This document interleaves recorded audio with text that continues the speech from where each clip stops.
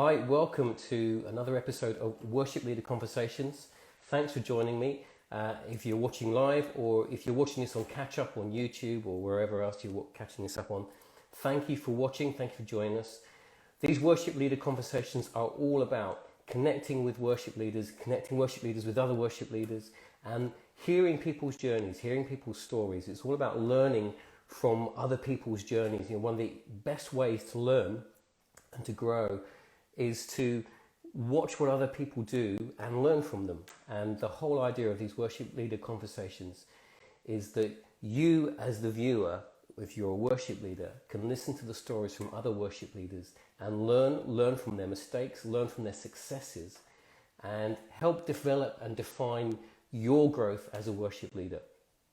So tonight I'm going to be joined by Kirsty Gowing, who with her husband Chris worship pastors at Sunrise Church over in Hastings, great church.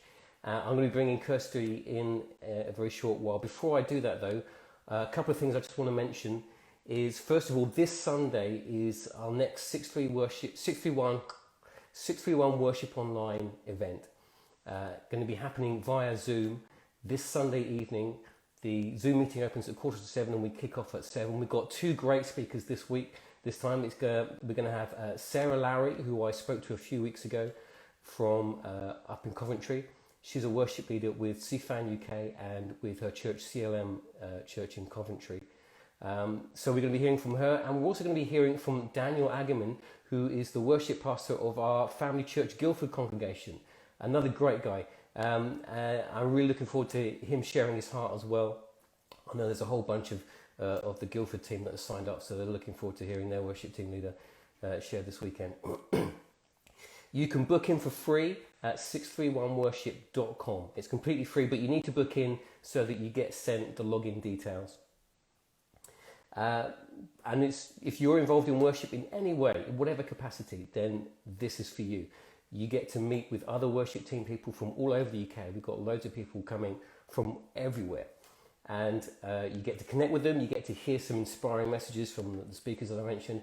We're going to be using breakout groups, so you'll be getting into small groups, sharing what's going on in your lives, discussing the messages that we've been hearing, and we're going to be praying together as well. It's a great way to connect and to engage and to stay in touch with what other people across the country are doing when it comes to leading worship, especially in this time of lockdown at the moment where we're not able to meet in person. These kind of meetings are a great way to stay in contact with people, to build friendships, build new relationships. We've met so many new people just through the first one that we had last month. We made some really good friendships. So we're looking forward to this coming Sunday evening. Book in as soon as you can because spaces are limited. Go to 631worship.com and all the details are there. All right, I'm now going to bring in Kirsty. Right, here we go. Let's hear from Kirsty, shall we?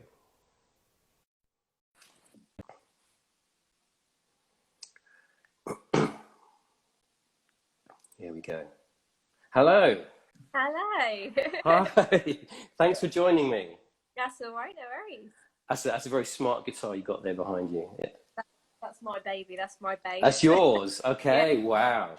I Yeah. thought Chris was showing off his gear, but no, that's yours. Fantastic. No, that one's mine. Both of those ones are my ones. Wow. Got the rest of the walls. Fantastic. Well, thank you so much for joining me, Kirsty. We're going to kick off with a little bit of introduction from you, if that's all right. If you can share your journey. How did you get to where you and Chris are now as worship pastors of Sunrise Church in Hastings? So I always sort of say it was never anything I really wanted to do. Yeah. Be a youth pastor, and I'd done that for many years. And it was more like I was just kind of the last one standing, really. Yeah, it's just something that Kathy kind of saw on my life. Who's Kathy? Kathy's our pastor, sorry. Kathy's pastor, yeah. If I speak about Glenn and Kathy, they're our pastors. Yeah. But it's something Kathy saw calling for my life, and yeah, we just kind of went from there. And I think we must have been leading about maybe 5 years now. Okay, fantastic. I always think it's been maybe like a year, but it's been a lot longer than that. A lot longer. And so what is your team like? it's a smallish team, and it's got a really big age gap. Like one of our drummers has just retired. I was for years and years. I was the youngest person that was on the team. Okay, yeah. But now this year we've just had Charlie join us. About 12, 13. Oh, wow. Sort of having someone to kind of take under your wing a bit. Yeah, that's fantastic. But yeah, it varies. But a lot of our musicians play different instruments as well, so we can try. Oh, that's good. Change. Yeah. And I've been trying to take up instruments where we've kind of been lacking them. Is that so? That's why you got the bass guitars. Are you learning bass? Yeah, I'm learning bass. I can play a bit. I can play 2 strings. That's about. Oh, okay. So I don't. that's what most bass players play, isn't it? So I started learning bass, and through lockdown I've started learning piano as well. So. Oh, fantastic. I'm not a prodigy at all, but. Okay. But at least you're doing it. Yeah. Yeah. Definitely, and enjoying it as well. Oh, good. Well, that's important. That's really good. Let me just say a quick hello to Hilda, who's joined us. We chatted to Hilda a little while ago, and Chloe as well. Is Chloe King? Is she from Sunrise? She's one of my friends. She's my okay. Fantastic. Thanks for joining us, Chloe.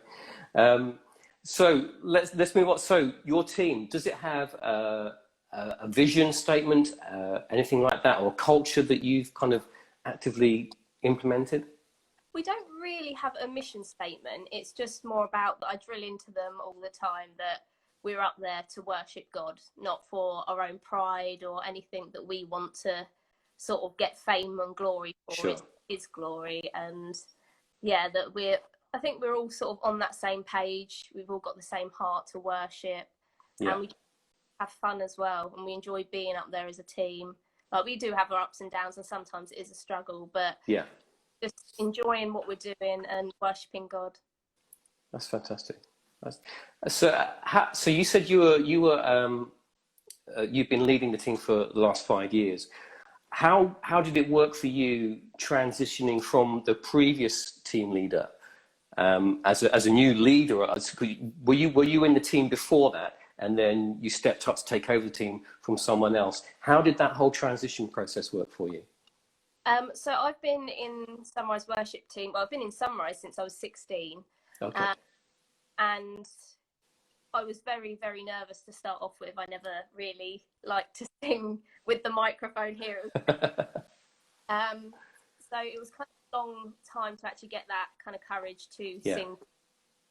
And then sort of taking over wise, I found it very nerve-wracking because obviously I was quite young at the time, and there was a lot of people that were older than myself as well, and kind of trying to find that authority but still kind of having that respect for like for them as well, because they've got wisdom and knowledge that I haven't yet had with certain things. Sure.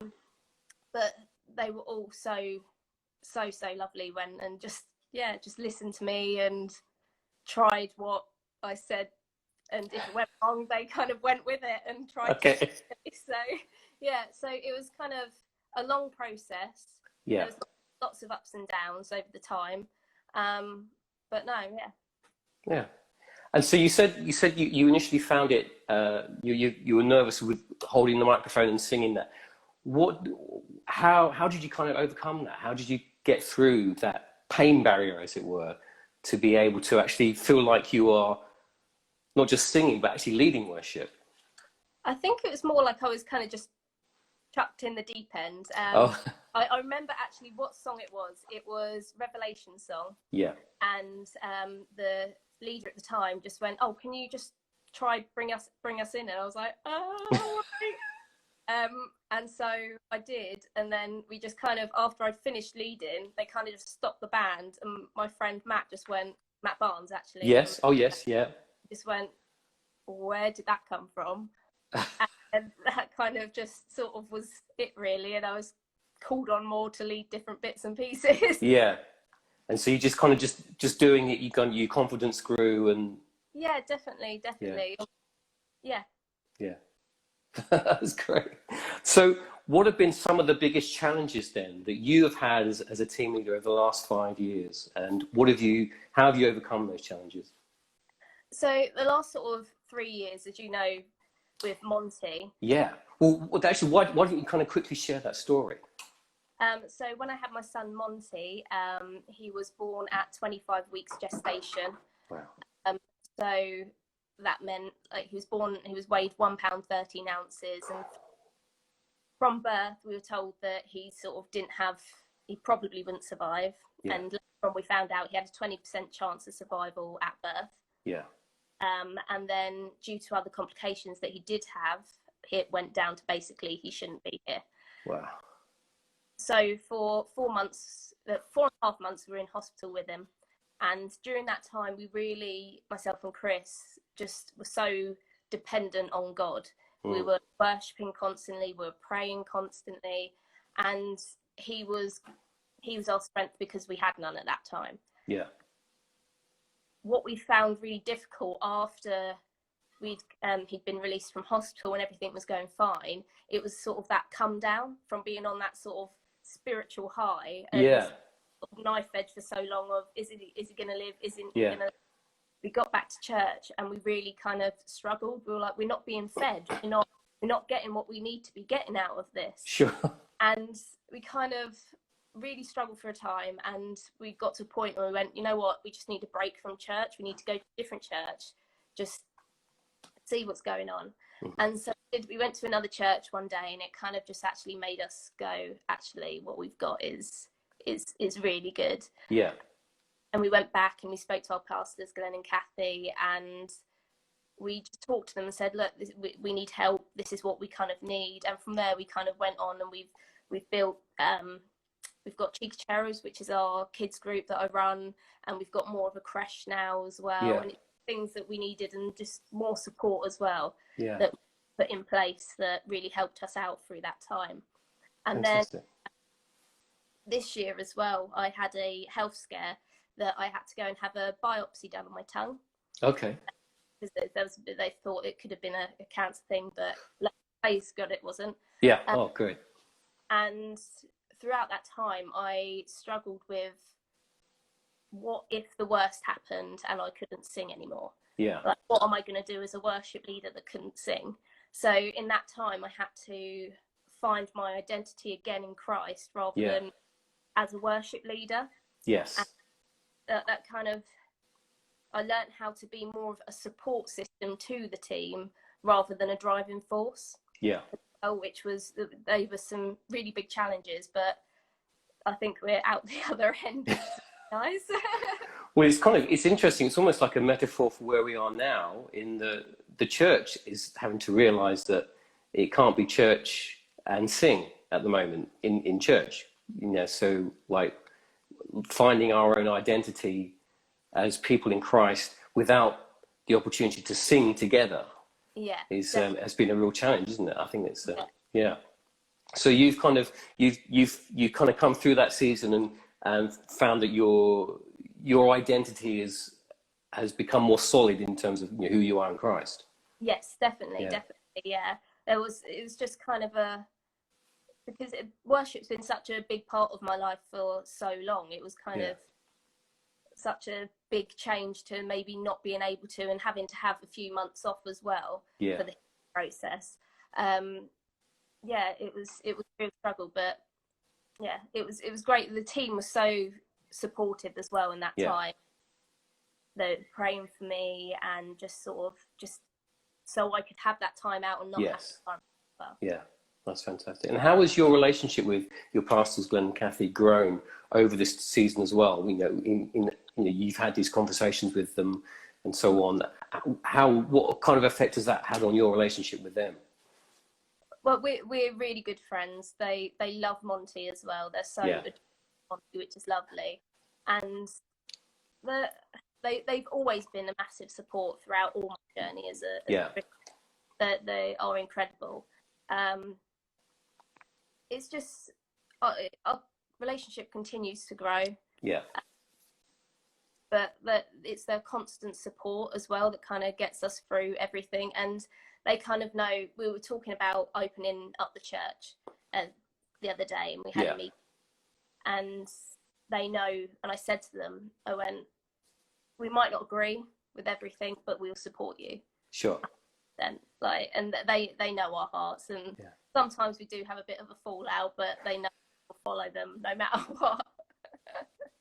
That's good though. I mean, it's good because those kind of relationships, they're very important relationships, and if you're not able to handle conflict, then it's going to weaken those relationships, isn't it? So so that's great that you kind of come out this time with a stronger, healthier relationship that's able to handle conflict, but also is just fully behind the vision, and that's great. Definitely. And with Glenn and Kathy, they're not just our friends, they're like a sort of a parent. They're like say like the spiritual sort of mother and father figure, and they've been there since mine and Chris, like we got together when we were 16 through the church. They've seen us grow from sort of getting engaged to getting married to having children. Been there that whole, like a family would. They'd see you grow, they've seen you progress through your journey as well, which is they know my faults, and when I'm hungry they thought I'm not very good when I'm but no, I couldn't ask for better pastors. That's fantastic. So what kind of things have you been doing then with your team that have gone really well? Are any things that you've kind of put in place and thought that went really well, that went better than I expected even? We've started doing a worship night. Actually, it's inspired by the 631 worship night that you done and we came over to. And they've just been going really, really well. And we kind of was worried maybe some people wouldn't turn up, and we only had, I think maybe we had about 20 of the church there, which was incredible to just have that amount. Worship God. And we still say to this day that's probably one of the times that has been just so much God in one room. We've been to different conferences and things, and even when you have like massive people, that just in that room with just that small amount of people was just incredible. Just the noise that was there. So that's been working really, really well. That's fantastic. All right, let me just have a look. This is a good one.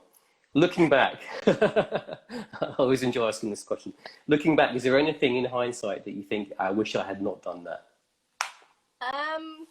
Apart from maybe a few songs that didn't go that well. So can you give me an example of like a song that really bombed? What was it? It was a Hillsong Young and Free one. I can't remember what it's called. I think it's called Alive. Oh, Alive, yes. You are alive. Yep. That one, we done that, and that just bombed. Oh no. So hard.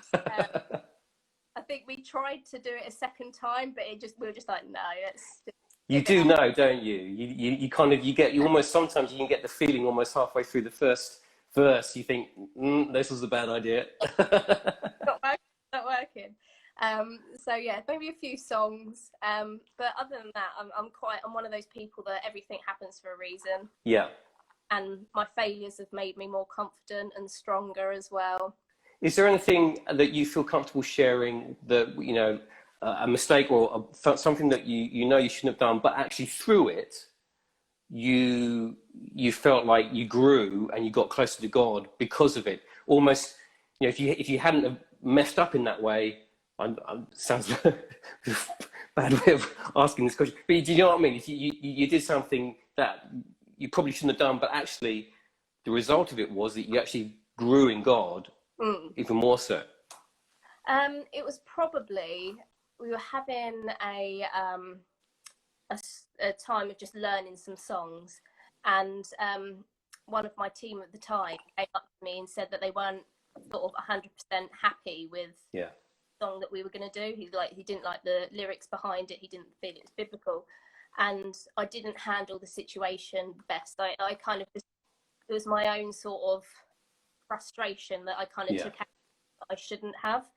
And afterwards we sort of sat down, we got together, and actually sort of we had a bit of a heart to heart, and we apologized for sort of different things that we had said that we didn't necessarily mean to be in that way, but that's kind of that's made me stronger as a leader, and it's kind of made me go on to actually kind of think before I speak a bit more.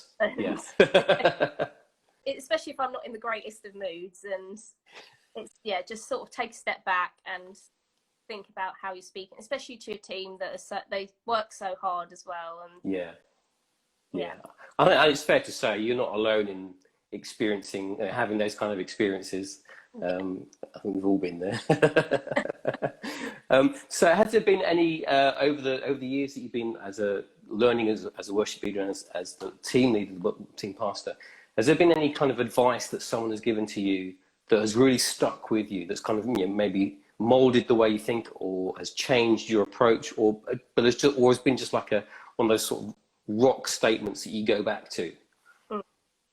I think the thing that's kind of stuck with me the most is, I think it was Kathy actually sort of said, like, so if someone comes up to you and approaches you and wants to speak to you before the service, I'm kind of wary of what they want to say. So I'm a bit, is it something I'm going to like? Yeah. Is it something going to play on my mind and distract me from God, because I don't want to know until after?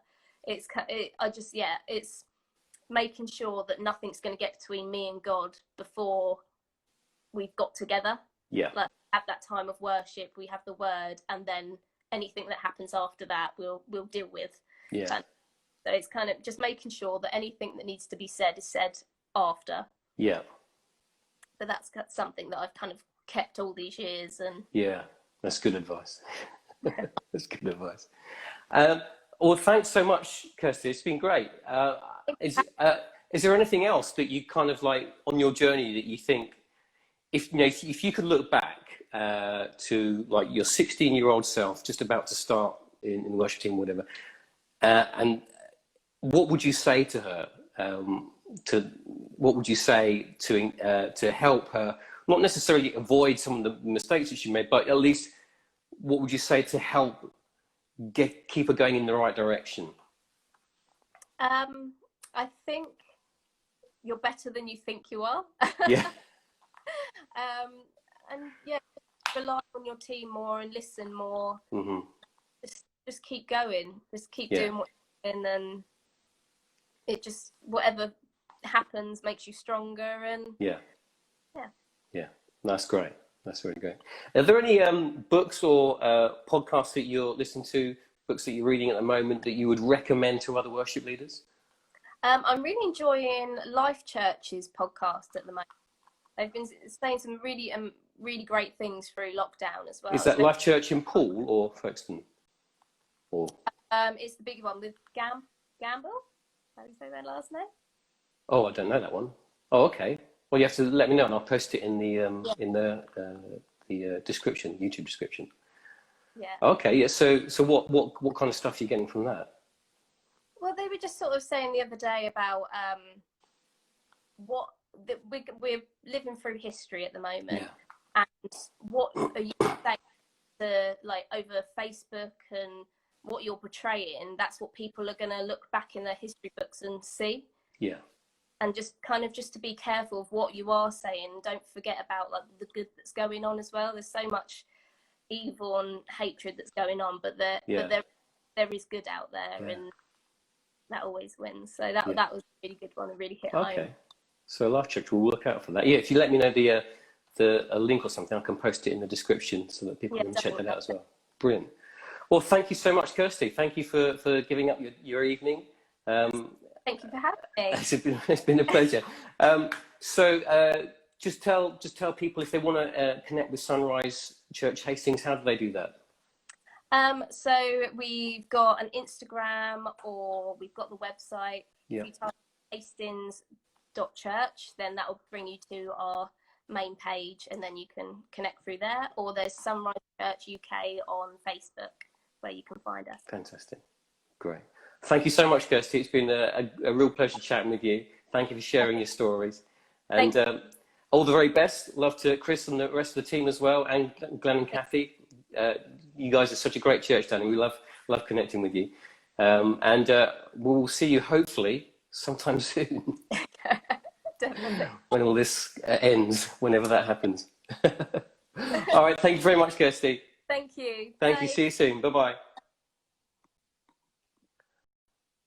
There we go. That was Kirsty Gowing sharing her story and her life, and her testimony of their son Monty, and how being born prematurely and the things that they went through, but the faith that they had for Monty to come through it healthily, and he has. You know, he's a healthy young lad, and it's so great. It's such an encouraging testimony. Kirsty shared her testimony at a 631 worship day we had a couple of years ago, and yeah, at the end of that testimony, everyone was like, it was just, wow, incredible. So hopefully if she gets the chance to share that fully, I'll point that out. It's a great testimony. Thank you so much, guys, for sticking with us and for joining with us tonight. I hope you got some stuff out of that. Thank you, Hilda. You enjoyed it. Hi, Beth. Thanks for joining as well. Next week, I'm going to be chatting with Steve Gibson, who is a worship leader at St. Matt's Church down in Plymouth. Steve is someone that we met through the last 631 Worship Online event, and I've got to know him a little bit before that, in between.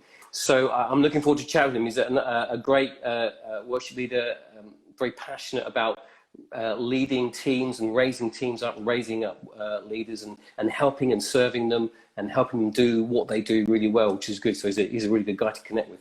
So I'm looking forward to chatting with Steve next week. We're going to be at 8 o'clock next Tuesday, right here on Instagram. Thank you for joining us, and I'll see you next week. And don't forget to sign up for 631 Worship at 631worship.com. I will see you there this Sunday evening. All right, thanks for joining. Bye-bye.